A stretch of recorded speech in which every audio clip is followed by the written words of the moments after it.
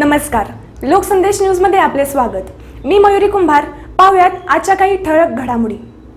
सातारा नगर परिषदेचे लोकनियुक्त नगराध्यक्ष श्री अमोल मोहिते यांचा पदग्रहण समारंभ शहरातील श्रीमंत छत्रपती शिवाजी महाराज सभागृहात उत्साहात पार पडला। या सोहळ्यास महाराष्ट्र राज्याचे सार्वजनिक बांधकाम मंत्री श्रीमंत छत्रपती शिवेंद्रसिंहराजे भोसले प्रमुख उपस्थित होते। यावेळी सातारा नगर परिषदेचे मुख्य अधिकारी श्री विनोद जळक, दैनिक पुढारीचे वृत्त संपादक श्री हरीश पाटणे, दैनिक पुण्यनगरीचे वृत्त संपादक श्री विनोद कुलकर्णी, नवनिर्वाचित नगरसेवक, भाजपाचे पदाधिकारी, कार्यकर्ते तसेच नागरिक मोठ्या संख्येने उपस्थित होते।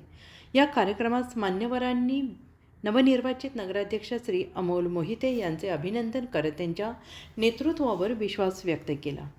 शहराच्या सर्वांगीण विकासासाठी राजकीय मतभेद बाजूला ठेवून सगळ्यांनी एकत्रितपणे काम करावे असे आवाहन यावेळी करण्यात आले। पायाभूत सुविधा, स्वच्छता, पाणीपुरवठा, वाहतूक व्यवस्था, आरोग्य सुविधा यावर विशेष भर देत सातारा शहराला विकासाच्या नव्या उंचीवर नेण्याचा निर्धार नगराध्यक्षांनी व्यक्त केला। तसेच केंद्र आणि राज्य शासनाच्या माध्यमातून सातारा शहराच्या विकासासाठी आवश्यक ती सर्वतोपरी मदत मिळवून देण्याची ग्वाही यावेळी देण्यात आली।